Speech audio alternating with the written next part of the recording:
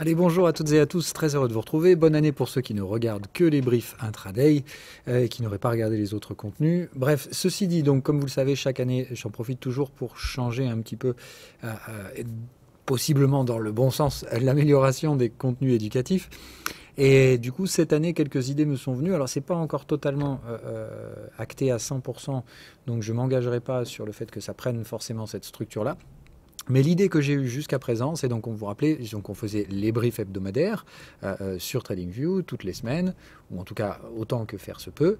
On avait les mercredis, sous condition qu'il y ait des choses à se dire, les suivis des flux, c'est-à-dire on regardait les flux sur les timeframes sur lesquels ils se trouvent sur une classe d'actifs qu'on avait sélectionnée pour la récurrence. Et évidemment, donc, vous pouviez tous apprendre et répliquer cette stratégie sur vos actifs respectifs pour que ce soit encore une fois éducatif et pas juste vous venez manger dans la main du professeur.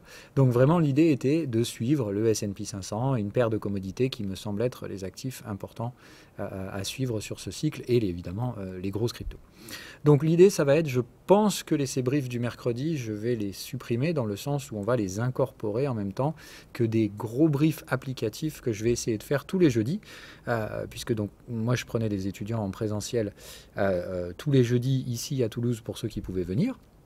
Et je pense qu'il est intéressant, maintenant que pour la plupart ils sont formés et qu'ils viennent plus pour la répétition qu'autre chose, on va plutôt à mon avis donc se servir de leurs compétences pour faire des séries de travaux pratiques, comme on faisait une fois par mois également. Je vous rappelle, normalement on faisait des TP où on se prenait pendant une heure en live et on bouffait du graphique en prenant des exemples. Et ben en fait j'ai envie qu'on fasse ça tous les jeudis ou peut-être un jeudi sur deux.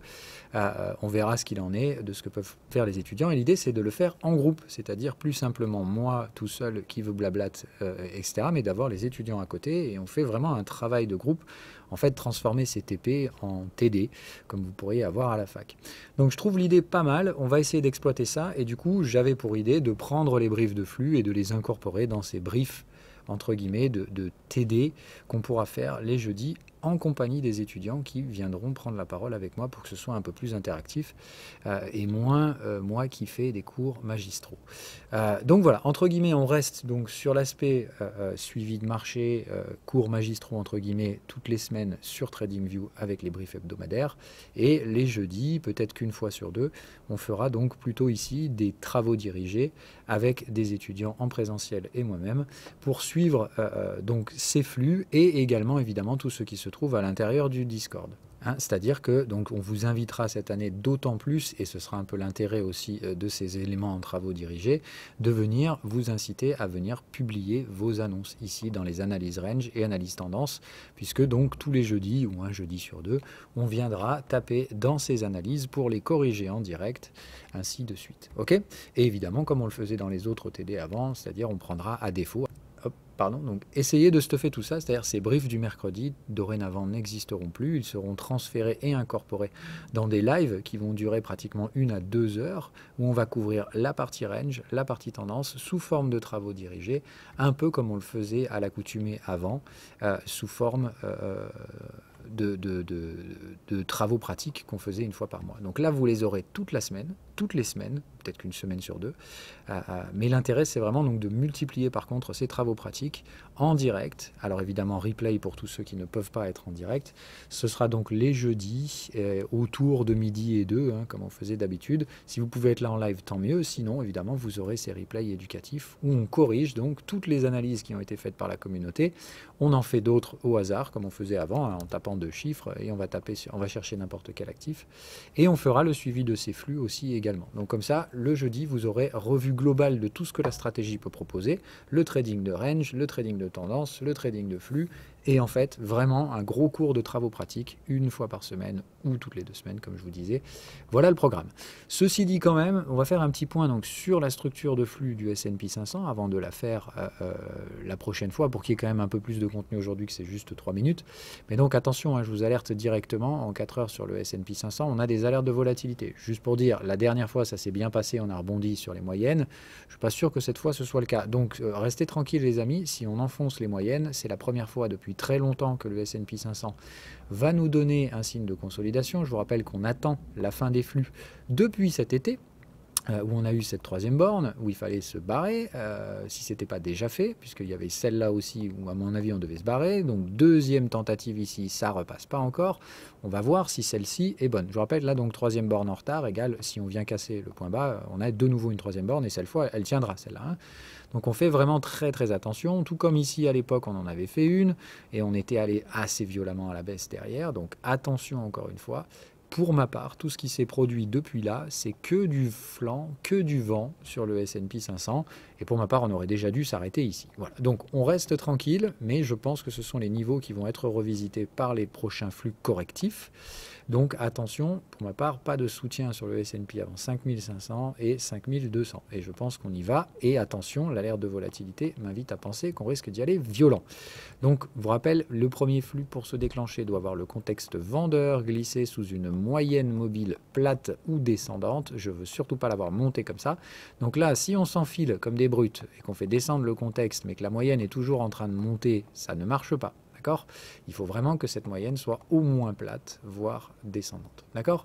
Donc là, ce qu'il nous faut, ce n'est pas un pic de volatilité qui rebondit et qui revient à la TH avant, comme on avait fait là, d'accord, parce qu'il y avait clairement invalidé le flux. Vous voyez, là, le contexte vendeur commençait à baisser, mais hop, on est remonté tellement vite. Donc je ne veux pas un pic de volatilité qui revient à la TH derrière, je veux vraiment une baisse soutenue. Pas nécessairement rapide, mais il faut concrètement que s'il y ait des rebonds, ils soient conditionnés derrière par des glissements plus bas. Il faut vraiment que ce contexte glisse sous la moyenne. Ok ? Donc si j'estime à peu près, vous voyez que pour faire baisser ce contexte, a priori, on n'aura pas la réponse du début du flux vendeur avant février, ou en tout cas, on n'aura pas la confirmation de ce premier flux. Ok ?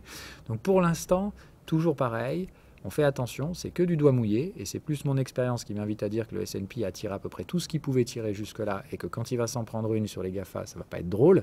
Mais rappelez-vous, tout simplement pour l'instant, dans un trading de flux, on est bêtement et méchamment observateur. Et dans l'observation actuelle, mis à part des alertes qui doivent clairement être prises en compte dans vos gestions du risque, ça vous dit que concrètement, vous n'avez rien pour l'instant qu'un faisceau de présomption et vous attendez un flux correctif pour que le marché se neutralise. Pour l'instant, ce marché, il reste haussier, mais vous ne pouvez pas être dedans. Ok, donc ça c'était le rappel des fondamentaux sur le S&P. Je sais qu'en ce moment il y a beaucoup de monde qui blablate sur cet actif, donc on fait vraiment attention. Donc rappel de tout ce qu'on voit dans les briefs hebdo quand même par-dessus. Hein. Donc attention, pondération du S&P 500. Vous regardez surtout en fait les Magnificent Seven aujourd'hui quand vous regardez le S&P. Donc on regarde plus vraiment l'économie américaine, on regarde ces licornes. Donc vraiment attention à tout ça. Pour la partie flux, tous ceux qui sont dans des stratégies de flux, normalement personne ne doit être à l'achat sur le S&P 500, personne ne doit être à la vente, on est tous en train d'attendre que ce premier flux baissier se mette en place. D'accord ? Donc voilà pour le récapitulatif, il en va de soi évidemment qu'on va faire les autres très rapidement. Donc sur la partie WTI, on était ici sur des séquences plutôt de l'ordre hebdomadaire, on est toujours ici en train d'attendre après la formation ici de ces bornes, donc tranquillement, hein, vous voyez, on n'a toujours pas quoi que ce soit ici qui stipule d'une troisième borne, on ne tient pas vraiment au-dessus des contextes, etc. Donc pour l'instant, c'est vraiment, on attend que vienne se former éventuellement la troisième borne de range. Okay, si on est sur une unité daily de référence, dans ce cas-là, la troisième borne a été faite depuis très très très longtemps.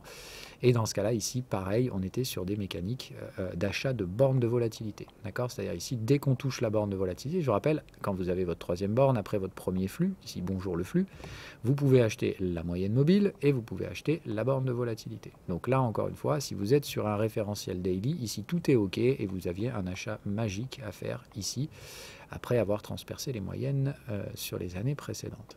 Donc pour moi, entre le daily et l'hebdo, mon cœur balance, hein, parce que je vous dis, je pense qu'en hebdo, on a des éléments qui m'invitent à dire que c'est aussi valide en hebdomadaire, auquel cas ici, il faudra aller chercher, comme on l'avait dit, une troisième borne. Il faut revenir visiter ce contexte et après, on achètera les moyennes. Moi, de toute façon, comme j'ai dit, j'achète la moyenne par anticipation et je ferai des prises de profit sur cette troisième borne, évidemment. Ok ? Vous en faites évidemment ce que vous voulez. Sur le silver, le deuxième flux est déjà lancé, validé, confirmé, tout ce que vous voulez. Il n'est pas prêt de se renverser pour ma part, puisqu'on est encore très loin des contextes acheteurs qui sont gentiment en train de croiser la moyenne. Je vous rappelle, dans un deuxième flux, vous devez voir ces contextes croiser la moyenne. Donc je pense qu'il y a encore largement à manger sur silver. Et après, nos amis les cryptos, Là, on revenait sur du 4 heures. Je regarde en daily, comme ça on voit la structure globale, hein, donc le deuxième flux, le troisième sur Bitcoin, validé, confirmé en date de novembre dernier, et Ether, notre cher ami, toujours pas encore, d'accord? Donc Ether, lui, il attend, il n'a toujours pas validé quoi que ce soit. Il faut franchir les 4000 $ pour cela.